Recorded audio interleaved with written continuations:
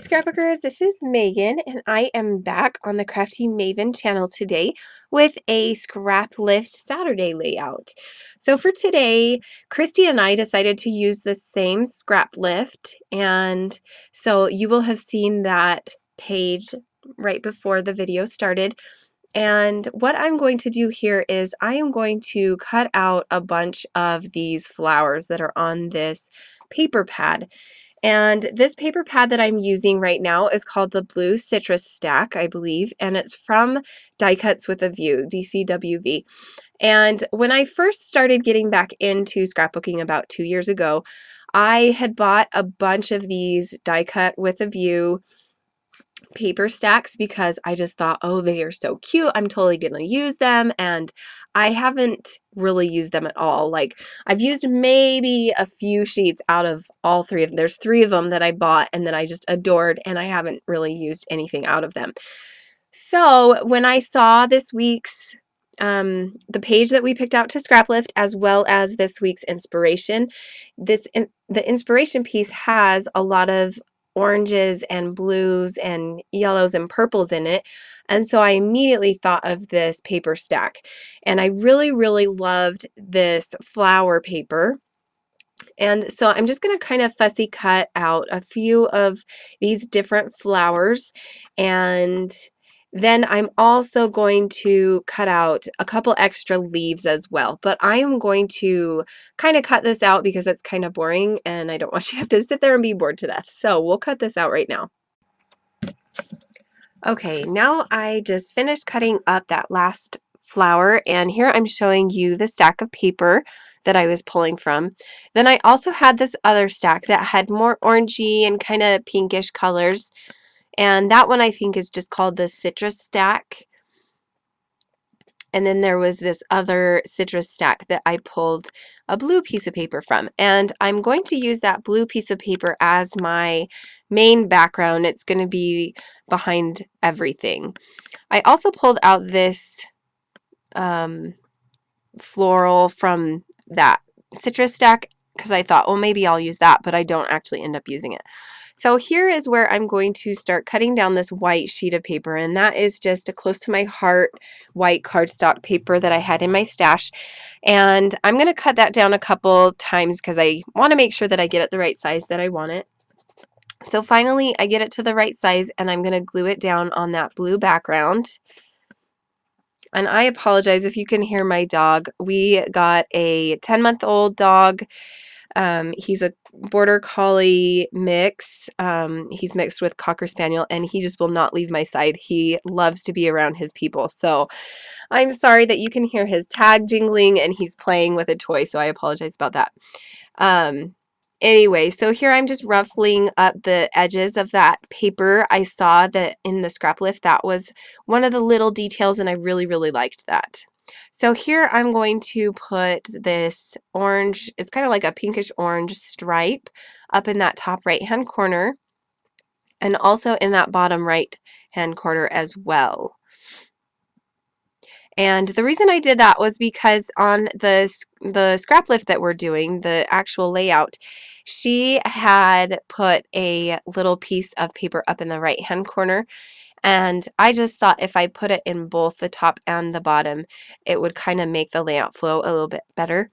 And so I liked the way that that looks. Okay, so now I'm just cutting down the photos. And at first I was thinking I was going to do both of the photos at 4x4 that are in the column, and then the one to the left be wider.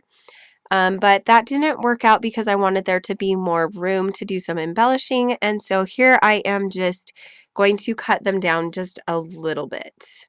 So I think they're just under 3.5 inches, I think, or just over 3 inches maybe. So they're like 3 by 3 or 3.25 by 3.25 or something like that. So here I wanted this photo to be wider and not to be square, and so I just cut a little bit off of the top on that one.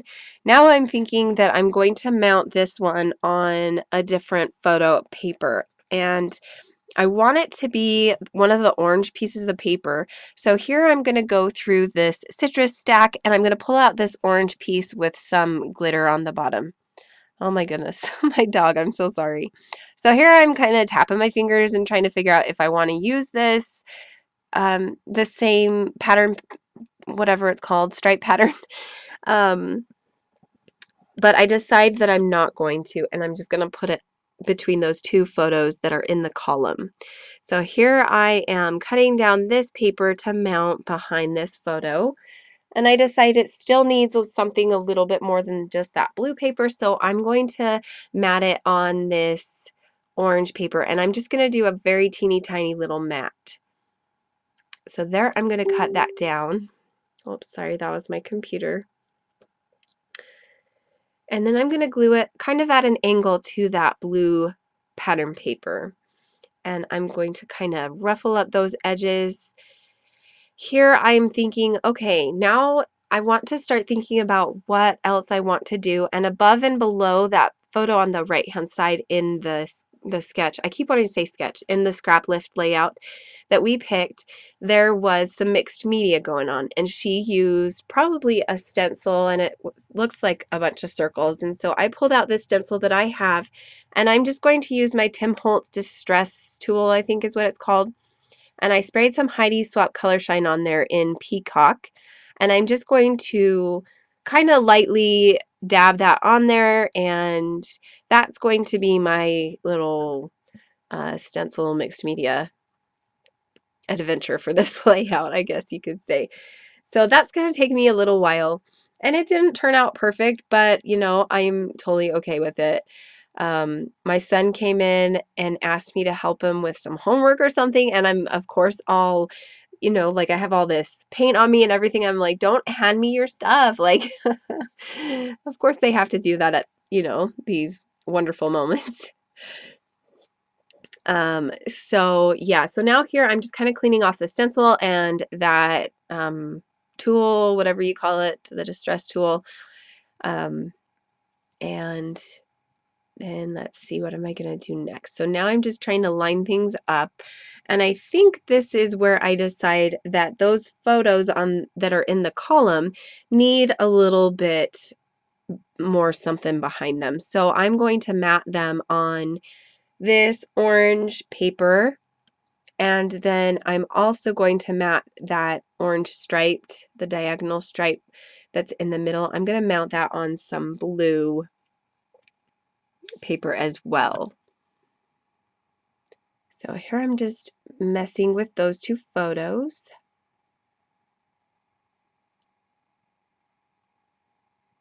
And then I kind of ruffle up the edges again, just to kind of go with that whole same look that we're going for on this layout. And I really, really love the way that the messy kind of scrunched up look makes the layout. It just feels complete because it's through the whole layout. Okay, so now that I have all of my photos down, I'm going to start placing the embellishments. So I had this one flower that I really, really like, so I'm going to place that there. And then I'm thinking I have these extra leaves, so I'm thinking I'm going to place them right to the right of that photo, but I don't really like the way that looks. So I pull out this other flower, and I'm going to end up placing down these two flowers. And I kind of mess with this flower a little bit to get it perfect. If you're new to watching my videos, you might know, or you might not know, that I'm kind of a perfectionist when it comes to scrapbooking. I like things to be a certain way. There are some layouts that I make that are kind of crazy. I do a little bit of mixed media, and those layouts don't always turn out perfect, but for the most part, I am a perfectionist when I do my scrapbooking. So here I'm just placing down all of these photos in that column and trying to place them the same width apart from each other. Now I'm going to cut this flower off of that side of the paper, and then I'm thinking, well, I could use the other side of it on this journaling card. And at this point, I wasn't really too sure what my title was going to be, or if I was going to do journaling on the layout or anything. And I thought, well, hey, I could use this little strip of blue, which I had cut off from, it was just an excess piece, and I could use that as like a journaling spot. So here is where I am kind of playing around with that and placing things on that little journaling spot area. I'm going to kind of mess around with these leaves, and then I'm going to mess around with these flowers. And I really, really wanted to make a bunch of different layers for this layout because that's, what gave me the inspiration from the Scraplifted layout. I really loved the layers she had on there, but I just didn't really like it in the end. So I am just going to glue down that other side of that flower. Then I'm going to glue down this yellow flower. Oh no, I'm sorry. My dog found a really squeaky toy. Here I'm just gluing down one of those leaves that had been cut off, and then I have these other leaves that I'm going to glue to the top of that floral cluster.